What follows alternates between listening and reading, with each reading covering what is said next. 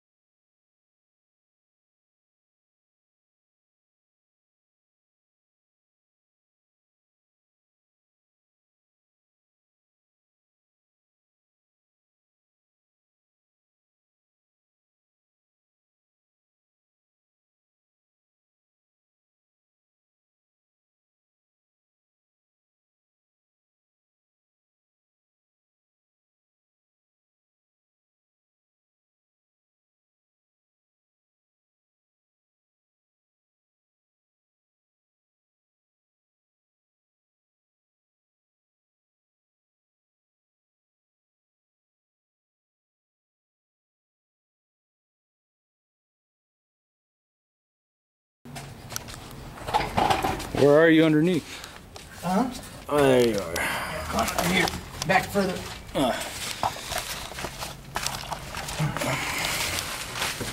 You want me to go under there? Well, you know, just get a shot of me and talking and saying and stuff, and then you probably got to get over this way too a little bit because you got to show this. Show what? This drain plug I'm taking off here. Okay, so you got me in the drain plug in shot. Yeah, it's hard to see with all this sunlight. Yeah. Oh, we'll just try to do as best we can. Okay, so I'm going to get ready to lower the truck down. So I'm going to check my oil here and fill that up. Your plug back here might look different, but the gist is still the same. Let's see. So what you want to do is you stick your finger in there and you just dip it down a little bit, and then you dip it down a little bit further, and you keep doing that until you find out how low the oil is, which in this case is pretty low. It's down to right there, and you want it basically right up here. So we'll just go get some 80-90 weight gear oil. And I'm not getting any expensive stuff because this rear end's more than likely going to be replaced shortly, but we don't want it to go bad, obviously, so we're going to put enough rear end fluid in there so the bearings and everything don't go bad.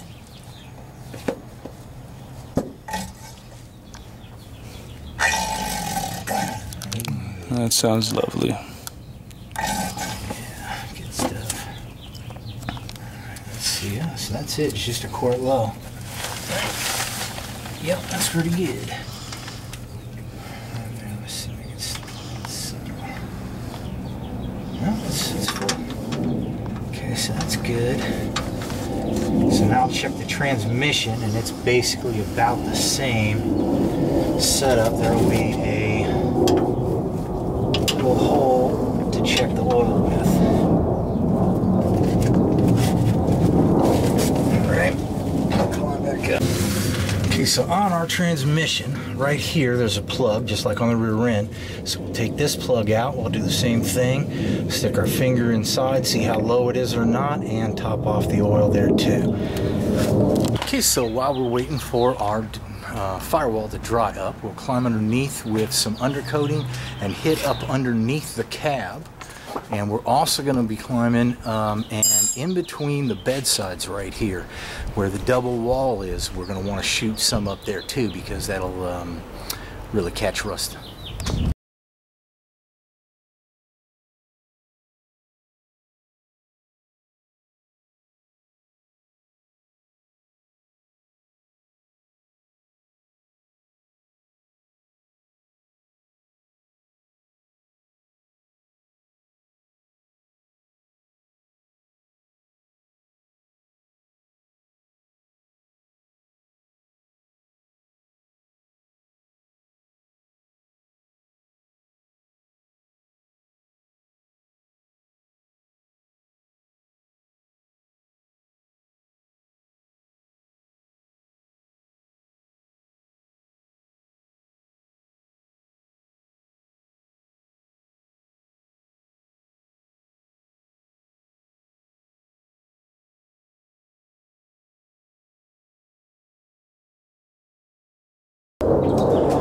So I want to clean up the engine a little bit more, but this will be on the inside.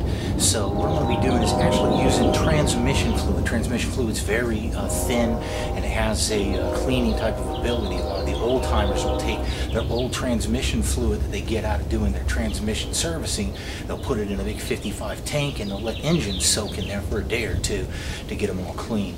So what I'm going to do is I'm just going to pour this in there through the miscellaneous holes and get any last little debris out, and down to the oil pan. We'll drain that out, and then we'll go to step number 2.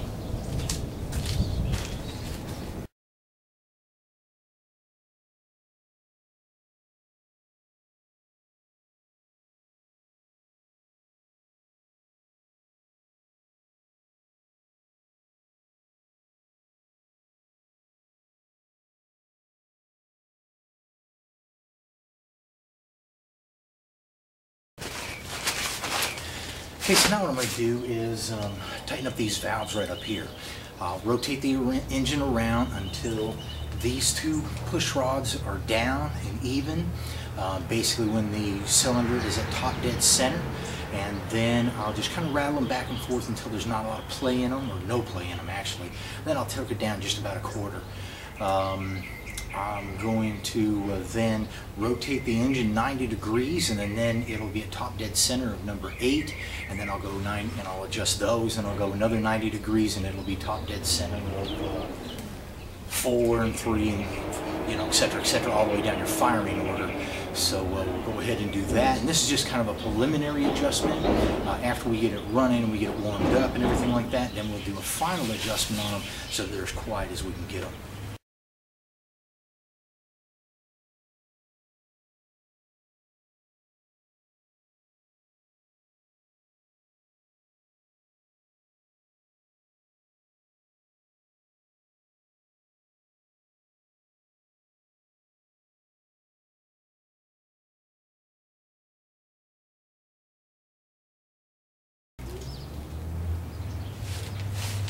So if you're looking for top dead center, one of the tricks is you just put your finger in here and you just turn it.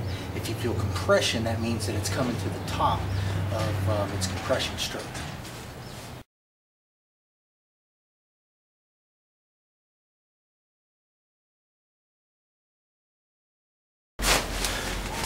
Okay, most engine additives are probably bunkus, but one that I have used and know that it works is this engine restore. It's along the lines of Slick 50, has a lot of, I don't know, that Teflon in it or whatever, but it really helps on increasing your oil pressure and things like that.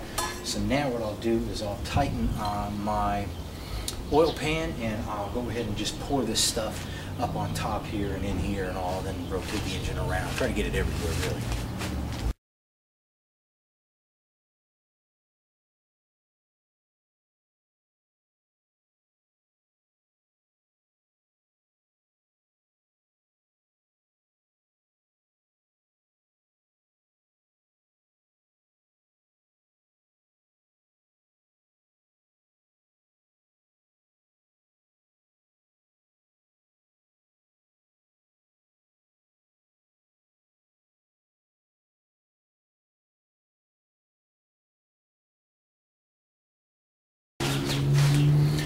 The older V8s, they use this what was known as a canister stock oil filter. Generally, it's not seen as advantageous as using the newer style fuel filter, oil filters. So that's why we went over to CAE and picked up this adapter. This will just bolt right onto the engine, then you'll just be able to use the newer style spin-on air oil filters. Okay, so we take this old piece out and we get the old gaskets off. Then we put the smaller new piece on. Then we'll be installing this with this gasket right here to the top, and then this side down. Then I'll install this, and then this nut right here to hold it on. So before we install our filters, we want to get just a little bit of oil on this rubber seal right here. If you don't, then sometimes it's really tough to take it off later.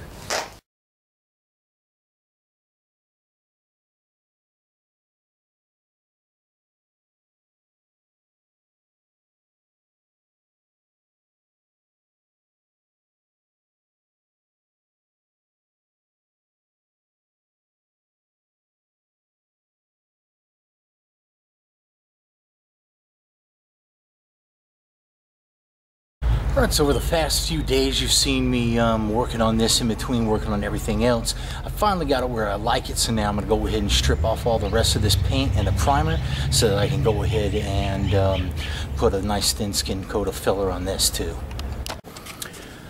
So now I'm going to start prepping up my exhaust manifolds to go back on. This little device right here, this was some sort of thing to help heat the engine up or something like that. But they typically don't work after several years. They rust up, they break, and they leak exhaust. So what I'm going to do is I'm going to cut this off. I'm going to take this little baffle thing out of here. And then I'm just going to take a bolt and bolt it right in, cut it off, and then I won't have to worry about it anymore. So a lot of times it's tough to remember which way this thing goes, but you can see this here, it's got kind of a dome thing on top. This is a bit more not. So the dome part goes into the dome part. That's the easiest way to do it, probably.